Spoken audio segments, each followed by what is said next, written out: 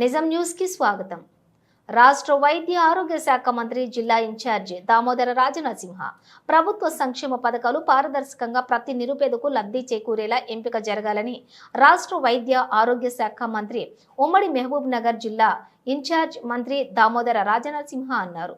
గురువారం మహబూబ్ నగర్ జిల్లా కలెక్టర్ సమావేశ మందిరంలో రాష్ట్ర ఎక్సైజ్ పర్యాటక సాంస్కృతిక శాఖ మంత్రి జూపల్లి కృష్ణారావు, రాష్ట్ర minority corporation chairman Obedullah Kotwal, MLC Kuchukulla Damodar Reddy, ప్రత్యేక అధికారి రవి, జిల్లా శాసనసభ్యులు ఎన్ఎం శ్రీనివాస్ రెడ్డి, అనిరుద్ రెడ్డి, వాకిటి శ్రీహరి, మధుసూదన్ రెడ్డి, కూచుకుళ్ల రాజేష్, మేఘారెడ్డి, బండ్ల కృష్ణమోహన్ రెడ్డి, విజయుడు, కసిరెడ్డి నారాయణ రెడ్డితో డీసీసీబీ చైర్మన్ విష్ణువర్ధన్ రెడ్డితో కలిసి రైతు భరోసా, ఇందిరమ్మ ఆత్మీయ భరోసా, ఇందిరమ్మ ఇండ్ల రేషన్ కార్డుల జారీ వంటి సంక్షేమ పథకాల అమలుపై జరిగినటువంటి ఉమ్మడి మహబూబ్ నగర్ జిల్లా కార్యాచరణ సమన్వయ సమావేశంలో రాష్ట్ర వైద్య ఆరోగ్య శాఖ మంత్రి దామోదర రాజనరసింహ కూలంకుషంగా సమీక్షించి సమర్థవంతంగా నిర్వహణకు జిల్లా కలెక్టర్లు, జిల్లా అధికారులకు దిశానిర్దేశం చేశారు. ఉమ్మడి జిల్లా కలెక్టర్లు విజయేంద్ర బోయి, బదావత్ సంతోష్, ఆదర్శ సురభి, బిఎం సంతోష్, ఆయా జిల్లాల అదనపు కలెక్టర్లు, సంబంధిత జిల్లా అధికారులు తదితరులు పాల్గొన్నారు.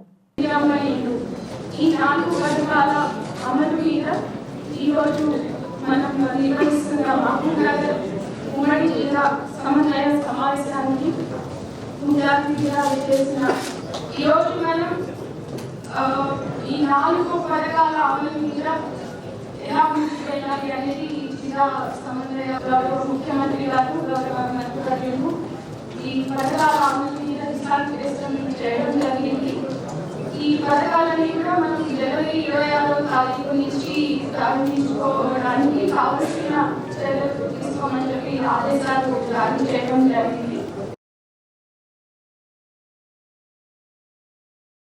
ఈ రోజున ప్రధానంగా రైతు భరోసా, ఇందిరమ్మ ఆత్మీయ భరోసా, కొత్త రేషన్ కార్డు, ఇందిరమ్మ ఇంటికి సంబంధించి ఏదైతే జనవరి 20వ తారీఖు నుంచి వీటన్నింటిని కూడా ప్రజలకు చేరే విధంగా, సక్రమంగా చేరే విధంగా చేయడం కోసం ఈనాడు ఈ యొక్క సమీక్షా సమావేశ కార్యక్రమం నిర్వహించుకోవడం జరుగుతాం.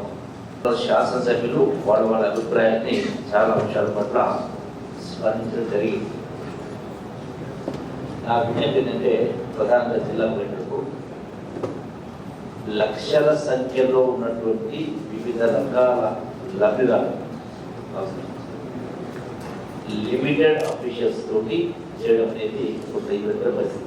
అయితే ప్రతి సమస్య కూడా పరిష్కారం అవుతుంది.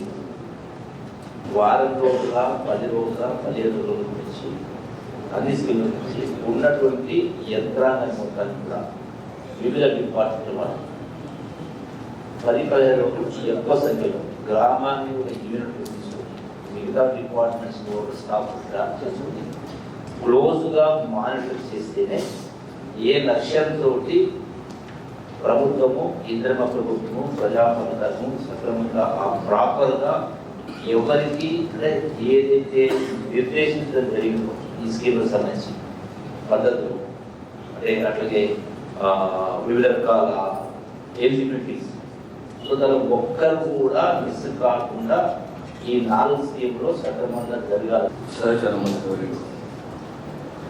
కృష్ణారావు గారు, 5 జిల్లాల కలెక్టర్లు, అడిషనల్ కలెక్టర్స్, ప్రజలు, ఈ 4 హామీలే కానీ, పథకాలే కానీ, హామీ కానీ ఒక అద్భుతమైన ఆలోచనతో ముఖ్యమంత్రి గారి ముందుకు వచ్చి ప్రధానంగా ఇంద్రమ్మ ఇండ్లు అని చెప్తారు. ఇంకా 3 పథకాలు గౌరవ ముఖ్యమంత్రి గారు డైరెక్షన్ ఇచ్చారు. 25వ తేదీ లోపల అంతా సమాచారంతో సహా సిద్ధంగా ఉండాలి. ఆ తర్వాత మనం ఇంప్లిమెంట్ చేయబోతున్నామని చెప్పి మీరు మండల స్థాయిలో రెవెన్యూ టీంలే కానీ, మండల టీంలే కానీ, గ్రామ స్థాయిలో టీంలను ఏర్పాటు చేసుకుని మన పనులు మొదలు పెడుతున్నాం. ఇందిరమ్మ కమిటీలు ఉన్నాయి. So what is the purpose of Indiramma committees? దాంతో సహా ఆ ఇందిరమ్మ కమిటీ తోటి మీరు కోఆర్డినేట్ చేసుకుంటే that's not the way we get the publicity or recognition. ఈ గ్రామంలో సుమారు 50 లక్షలు, 1 కోటి రూపాయలు, 1.5 కోట్ల రూపాయలు రుణమాఫీ చేసినాము. 75% 70% మందికి మేము రుణమాఫీ చేసినాము 2 లక్షల వరకు అని చెప్పి ఆ ఫిగర్ ఆథెంటిసిటీ ఉంటుంది.